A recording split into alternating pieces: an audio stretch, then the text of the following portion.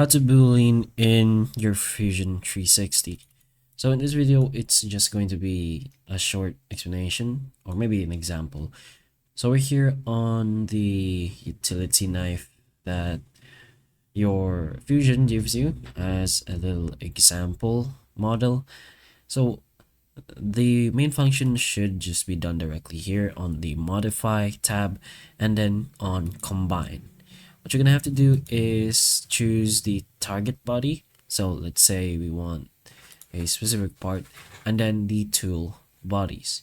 For the target body, you could choose multiple if you'd like, but pretty much depends on you.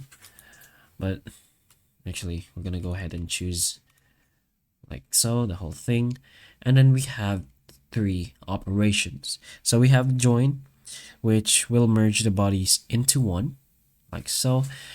And we have cut. This will subtract this specific tool from the target, or intersect. So intersect will just keep only the overlapping volume depending on your target body.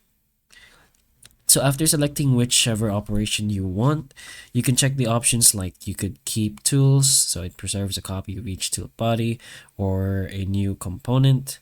But if you want to retain the original bodies after the boolean is applied, you choose the keep tools. Then just go ahead and click on OK to complete the action.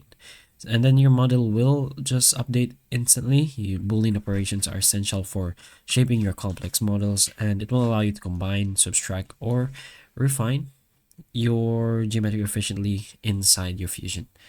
So hopefully the information of this video can help you, and if it can, please like and subscribe for more videos like this, and that's all.